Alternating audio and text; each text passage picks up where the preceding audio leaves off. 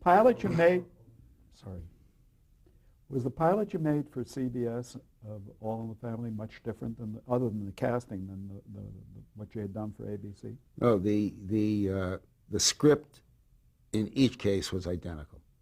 I when I was asked why make the same thing and why not change it and so forth, my answer was I had written the first script to show 360 degrees of Archie Bunker. All of the vituperativeness, all of the fear of the future, all of the fear of anything he didn't understand, and all of the love of family, and all, everything. And I believed that we ought to jump in and get wet. You can't get wetter than wet. So my way of putting it to Bob Wood, when he suggested it, ultimately, even though they agreed, after I'd made the second show, they wanted to air the second show first. Well, because it was a gentler show? Because it was a gentler show. And, well, in their view, it was a gentler show.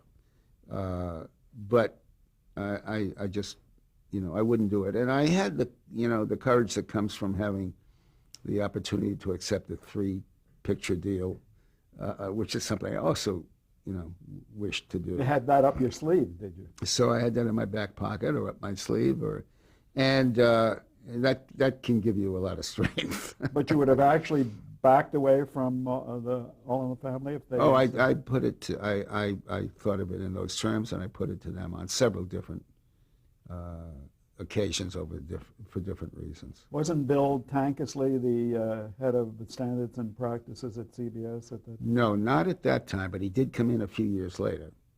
That was one of my favorite relationships with You're Bill being Tankersley. sarcastic. No. I mean, quite, no, not sarcastic at all. But he was a censor.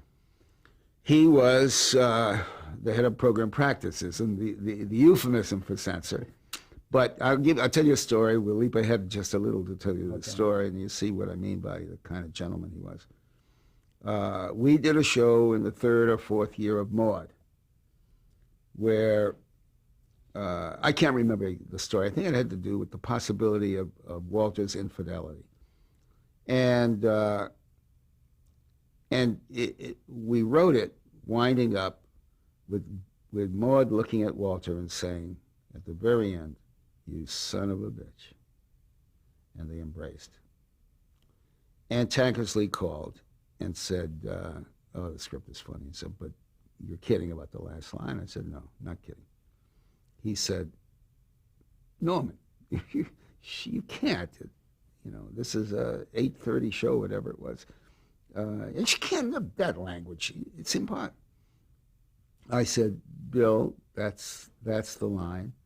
It's the only line we could think of that fit the situation, that was as funny as it had every right to be, and that was clearly something Maude would say. Nothing gratuitous about it. Nothing in the least gratuitous about it." And he said, "That can't be."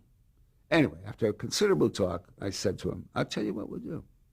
Because I knew him by then. I knew he was a dead honest man. And I said, "If you can come up with a line for Maude, I don't even have to agree with you, but if you can look me in the eye and say, 'Norman, this is every bit as good as you son of a bitch. Every bit is right, every bit is effective, I'll do it." He said, "Even if you don't have to agree with me? If you don't agree with me?" I said, "Yes, but the condition is that you have to look at me, in all honesty, from Bill Tankersley, and say, 'I think it's every bit as good,' and I'll do it." And I really knew when we hung up I had him, because he did call back a couple of days later and he said, "Son of a bitch." I can't think of anything, but you can't. I said, "Bill, I'm taking you at your word." And I couldn't value you more for your honesty. And we said, the show went on the air. There wasn't one state that seceded from the Union. Right. There was no big deal, no fuss. It was dead right. Back to All in the Family. When it finally aired, and you stuck to your decision. Was it an overnight sensation, or did it have less of an impact than perhaps you would have hoped. No, it had virtually no impact except in reviews. John Leonard, who was then reviewing for Life magazine under the rubric Cyclops, he dismissed it in 2 lines. He said, like the toilet flush it, something like that. He didn't like the toilet flush in the first step or anything else about it. But I got some letters from people I quite respect and so forth who were very unhappy, thought I was wrong-headed about this and so forth, who some weeks later recanted, or some months, or in one case a couple of years later. But they thought wrong-headed because they knew I didn't wish to make bigotry a living art. They thought it didn't make sense to do what I was doing. And where was I answering? Well, the impact it had. So it was at the bottom of the ratings. As a matter of fact, I've often blessed the fact that they put us on in January. It was a mid-season. It was a mid-season show, and in those years when they contracted for 13, they aired 13, unless. And you did have an order for 13? We had an order for 13, and they aired the 13, and then they went into reruns. And All in the Family's 2 things helped All in the Family. One, when it went into reruns, so did ABC and NBC. And people who had been watching whatever their favorites were on the other networks turned to us. So the ratings started to tick up. But also, Bob Finkel, Life is Circles, was producing the Emmy show that year and called me and had the notion that he'd like to start the Emmy show with a cold opening on the 4 principles of All in the Family, sitting at the television set before the Emmy broadcast starts. Do 4 minutes of that and then into the show. And that's what we did. And that was great exposure. And that was enormous exposure. Didn't you also have this, was it that Emmy that you had the great success, or the next Emmy that you became? It was the next Emmy. Yeah. We might have gotten on that show, we might have gotten Best New Series. Or Most Interesting New Series or something, I don't know. But the next one is. What was the reaction from your parents when they saw All in the Family? Were they still living at that time? My dad was gone. And my mother's, I used to call, I was such a baby at the doing the Martin and Lewis shows. The show would be over at 8:02 or 9:02. I'd be on the phone to Hartford, Connecticut, looking for my mother and dad's approval. And what I'd get was, "Hi, dear. How did it go? Mother, did you watch it?" "Of course we watched it." "Well, what did you think?" "Well, but what did the boys think?" Meaning Martin and Lewis. "Well, Mom, the balcony fell into the orchestra tonight. I mean, did you like it?" "Let me talk to your dad. He was laughing." I never got a clear, And 100 years later, this is, you like mother stories. I hope you like mother stories. My great friend John Mitchell called me on a Sunday morning. Please identify John. John Mitchell was president at the time of the American Academy of Television Arts and Sciences, and a lovely man. And a former president of Columbia Pictures Television. Yes. And a good friend. And he called. He said, "Norman, I have no business doing this, but I just had to tell you, we decided to form a Hall of Fame. Hall of Fame, and I want to tell you who the first inductees will be." And then he rattled William Paley, Edward R. Murrow, David Sarnoff, Patty Chayefsky, Lucille Ball, Milton Berle, and me. I was, of course, called my mother. Instantly called my mother. "Mom, I just got this telephone call. You can't believe this. They're going to start a Hall of Fame.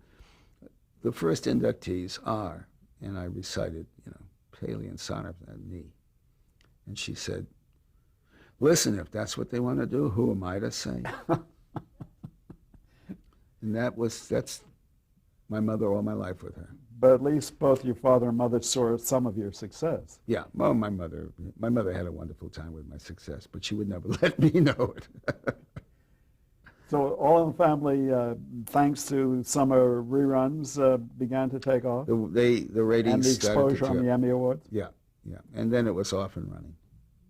Off and running so that it was like having a tiger by the tail? I mean, was it totally overwhelming to you?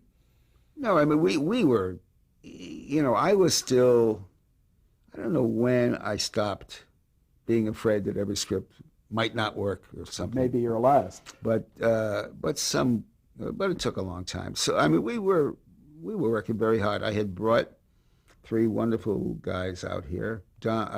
Two, Bernie West and Mickey Ross from New York. Who you'd worked with before? A little bit on the Martha Raye show. And you brought them on as writers. I brought them out here as writers, yeah.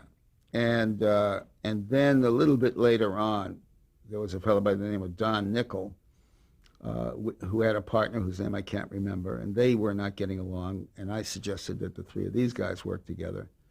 And they did, and they were, an enormous part of the success of All in the Family from the beginning. They were the only ones with me who were there at the beginning, from the second or third show on, from the third show on, I think. And then other writers came in over the years that, lent amazing talents to the Very enterprise. talented writers. Yeah. Was this a tandem production? This was a tandem production, yes. Now, were you making, was it showing a profit right from the start? Or was the license fee not enough to cover your costs? Oh, in those years, I don't know how it was with other companies, but we were in profit on every single show. Do you recall what the license fee was? Oh, I don't. Yeah. But I recall because I just found, I don't know what I was looking for when I came across my contract for the first Dean Martin and Jerry Lewis Colgate Comedy Hour. $375. We were each paid. Well, put that in relation to the times. Was that a decent amount of money? Or It was probably, $375 was probably worth $400. I don't know. It didn't seem like a lot of money then either. Oh, it did seem like, I called my father from the airport when I landed at LaGuardia. This is before JFK. And he said, oh, you sound, he had only been used to hearing from me largely in writing because we couldn't afford the phone calls. But it was always a staticky, long-distance phone call. Where are you? You sound close. I said, Dad, I just landed at LaGuardia. What are you doing there? I said, Eddie and I have been brought east to write the Jack Haley show. Really? I said, Dad, they're paying me $375 a week. And my father, who didn't have a brother who'd ever cracked 100, said, when they pay you 1,000, that's a lot of money. You couldn't win, huh? Huh? You couldn't win. Not with these guys. When All in the Family started to become the talk of the nation, did you think about what you're going to do for an encore? I don't. I'm not. I was never one of those people who planned for a big future or thought about a big future. I wanted to be. I wanted to be like my Uncle Jack. That was my biggest ambition. So I'm not. I don't mean by that to say I didn't enjoy the success. Of course I did, and the attention and all of that. But everything evolved. I look back now, and if I put the best light on it, look at myself through the kindest filter, I think I was, as I know I am today, devoted to living in the present. Everybody has written through the centuries, this is the time you have. You don't have tomorrow, you just project tomorrow.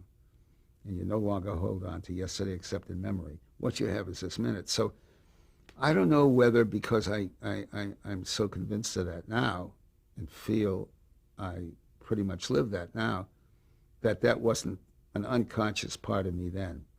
But I didn't think about what the next thing would be until it happened. I wanted on All in the Family, it was time after 8 or 10 shows or something, to have somebody on the show that would kill Archie verbally, that could destroy him. And Mike fought with him all the time, and Mike was as poor a liberal in terms of being well founded in his views as Archie was a conservative.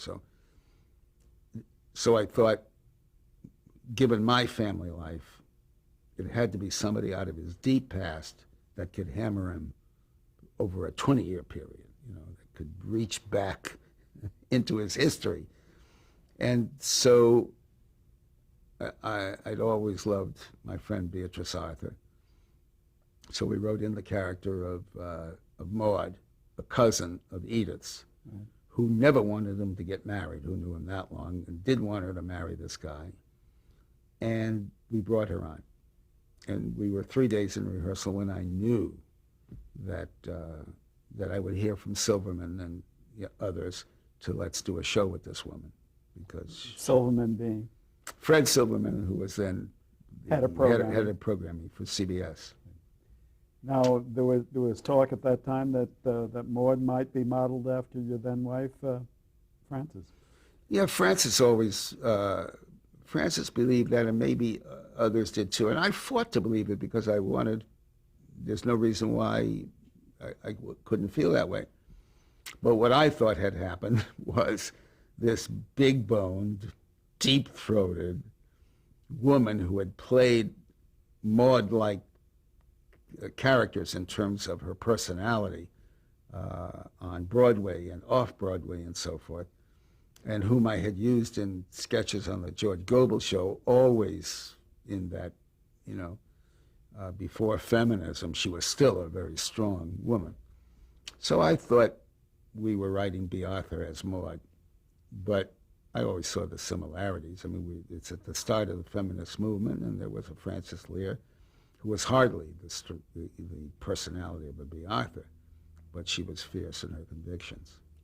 Earlier you mentioned you wanted to get into situation comedy because with Variety there were no reruns. Did you retain the syndication rights to All in the Family, or did you have to relinquish some or all of that? No, we had to, syndication rights. We didn't have a syndication department of our own. At Tandem At Production. Tandem. Right. So we did relinquish the syndication To CBS, rights. did you? To CBS, yeah, Yes. to CBS. We had to wait a long time to regain those.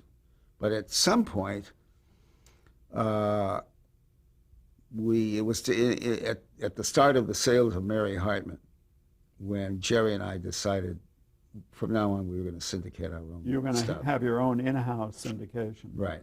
Right. I think you, at the time, were kind of regretful about how you handled All in the Family, that you had to wait so long to show a profit. Yes, because CBS sold it to Viacom. Well, they were forced to or sell forced to sell it to Viacom. I know we felt we were, just adrift in the wind.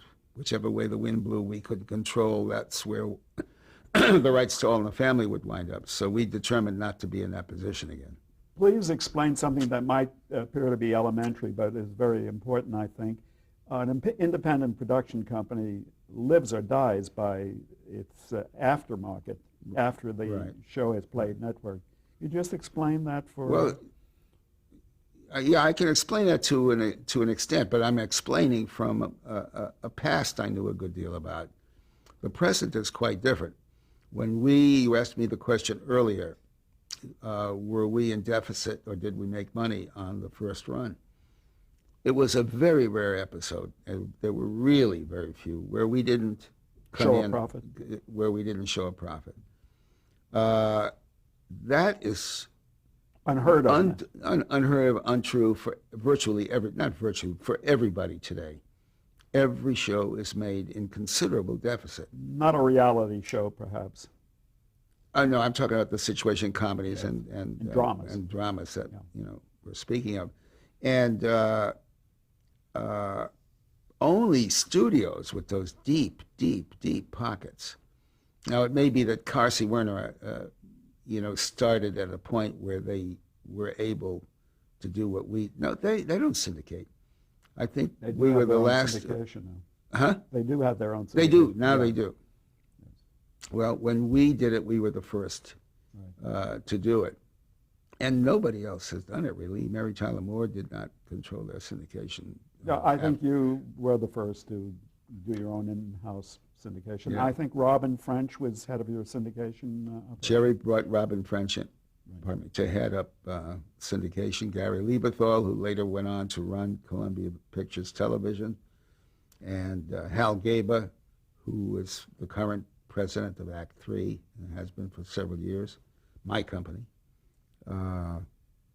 We had some terrific people in that department. Before we leave All in the Family, and we must, was there a favorite All in the Family episode from your standpoint? There were several. I didn't tell you. I wanted to tell you about. Oh, I thought you were saying cut, and you were hitting a fly. But it's interesting. There are more people here than you would think. One young woman who's making copious notes. An Emerson graduate, Emerson College, that is Boston, my college. But Archie, when I interviewed Carol, when I met Carol, I won't say it's an audition, I had taken a little office on Sunset Boulevard to meet people that were going to, read for the role.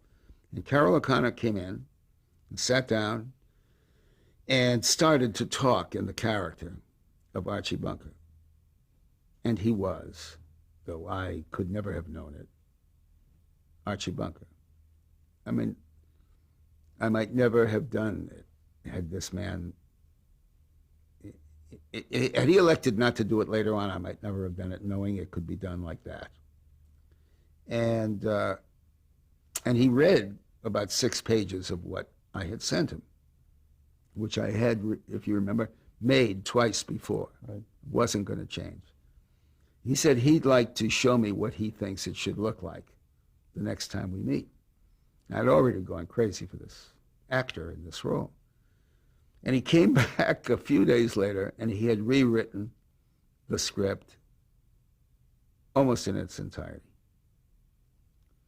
And I said, Carol, I want you to do this role. And I don't want to have a long conversation about this because I'm utterly committed to the script that I've made twice before. No way, I didn't make it twice before. What am I talking about? This is the first time I met Carol O'Connor. I'm committed to the script. This is the way we're gonna make it. And I don't remember how much of a discussion we had about it, but I know through the before that was the script we made. But in every case through the years, when we sat down to read a script, Carol was unhappy with the script. And in every case, I thought I was dealing with an actor who just, he was just going to be unhappy. It was just in his nature. And then we would fight for a couple, 3 days. I'm telling this story because I intend to come out at a great place, and I hope I hope it was worth saying this little bit of negative stuff to get to the absolute fact that when Carol O'Connor realized he had to embrace the script, not without some of the changes he suggested, but without, the wholesale changes he would insist upon,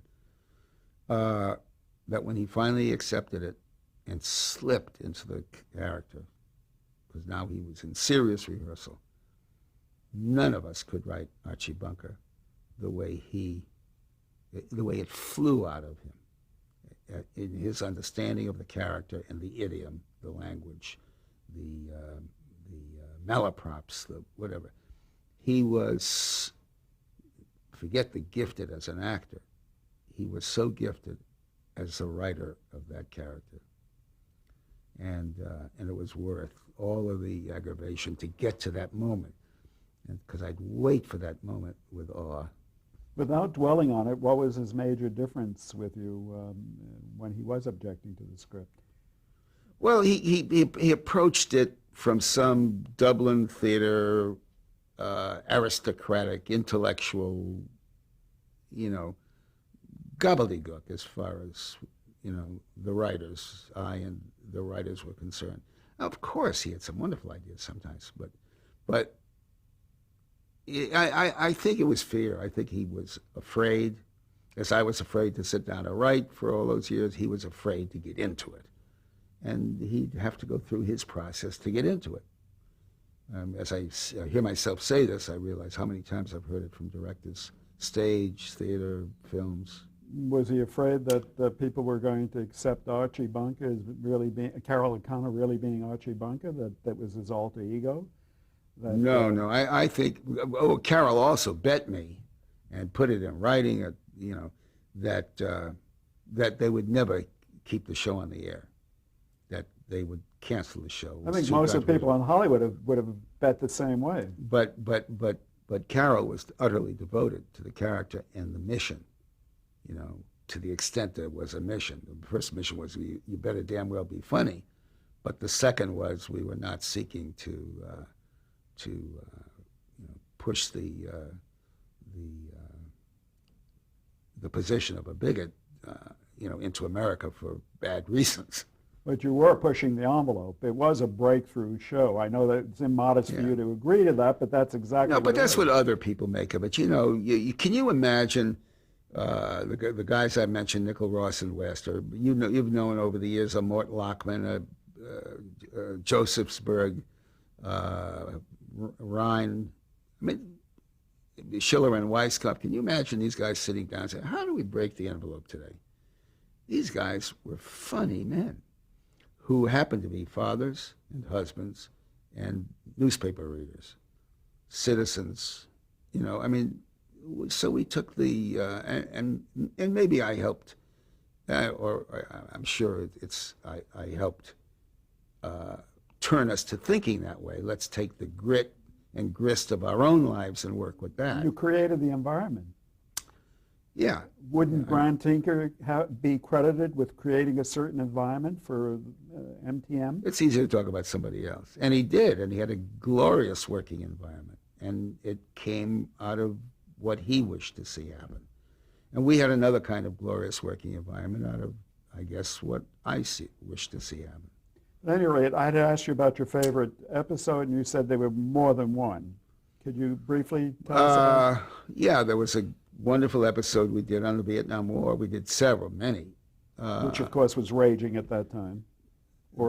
Yes, which we were right in the middle of all the Vietnam protests and such. And it was a Christmas show in which Archie or Mike invited a friend's father to come to, a friend. Excuse me, before you get too deep in it, we have to pause for a change of tape. Wait a minute.